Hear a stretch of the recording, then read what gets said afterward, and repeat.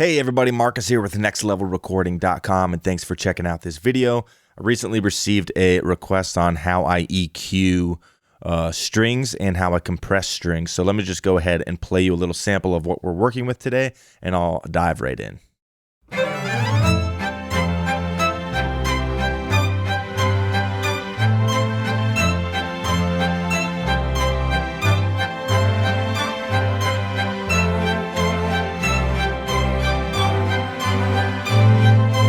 Cool, so these are real strings. They were recorded in a studio in Los Angeles, I believe, and they're recorded really well. Now, I didn't do too much with these strings. I mean, mainly I'm just high-pass filtering and maybe taking a little bit out of the mids, which will give it a little bit of a muddy sound. And if you don't know what muddy sounds like, it's if I put my hand in front of my mouth and start talking to you. It's kind of like it's covered by something and it doesn't sound as clear as it should. So when I take this out and I move my hand, then my voice becomes really clear. And that's what removing this frequency does. It clears it up a little bit.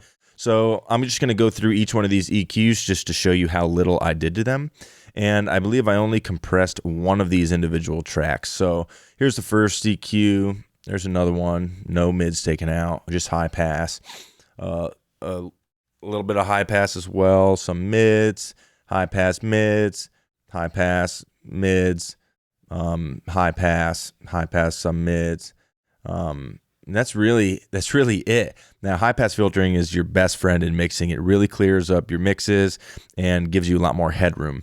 Now, as far as compression goes, for these individual tracks, I don't like compressing them too much, really, if at all, because these were recorded live, so you're going to get a lot of bleed from the other instruments. So if you're compressing the violin, for instance, a pretty good bit, you're also going to be compressing the bleed that microphone was picking up from the other instruments. So there could be bass in there too, and that really will kind of affect what it sounds like. So on this particular violin, it's the main violin in this section, and I'm just grabbing the peaks. So you can see I have a fast attack and a quick release, and I'm just grabbing the peaks of the din din din din din din din, and that's really all I'm trying to get. Let me go ahead and play this for you, and you can watch the compressor do its thing. And I'm not doing any more than like 3 dB. You might see one jump to 5, but most of the time it's like 1 or 2 decibels of gain reduction.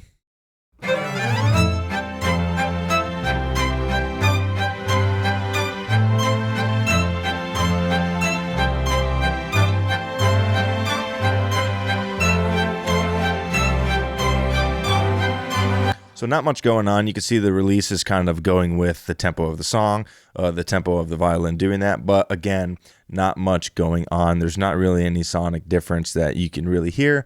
So I'm not going to waste your time on this video bypassing it. Now, when I send all of these tracks to the auxiliary track, you're going to get a little bit more of a low mid buildup, which is again that muddy region. And this will happen when you send multiple instruments of any kind to an aux track. You're going to get some buildup. So what I did on this auxiliary track was just high pass up to 82. There's not much information on these particular strings, so I just took it out, cleans up my low end. Again, more headroom. And I took out some 270, almost 3 dB. And I gave the strings a little bit of a boost in the high end at 8,000, and that'll get like the upper frequencies just to pop out a little bit more. So I'm gonna go ahead and bypass this and re-enabled it, and you'll hear it lift a pretty good bit. It's a little bit more than subtle. So yeah, here we go.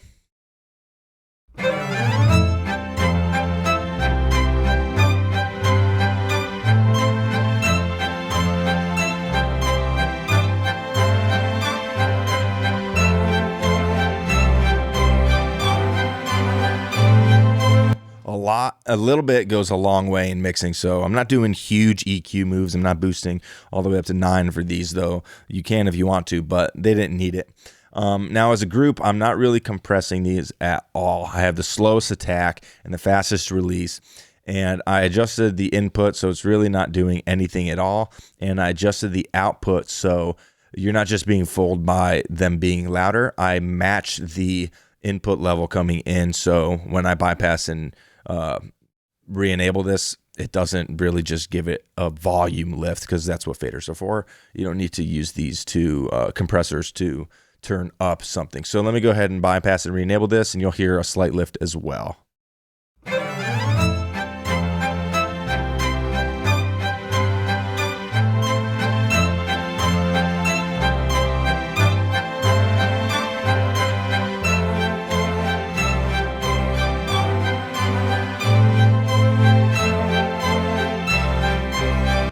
You can really hear it in the top end. It kind of lets it get more full, and it's really just the flavor of this particular plugins, the CLA 76, and that's really all I did for these strings. Now, I don't like doing too much compression because strings are very dynamic, and you don't want to ruin the dynamic range between them. So I don't like compressing them that much, if at all. So that's really all I did. The only other thing I did was send them to a short Hall reverb with not much going to it at all. Just a little bit of room sound, if you will. But that's all I did. I hope you can use this in your next session if you're working with strings. If you have any questions, let me know. Subscribe to us and like our page, and also follow us on Instagram at Next Level Recording. And until next time, I'll catch y'all later.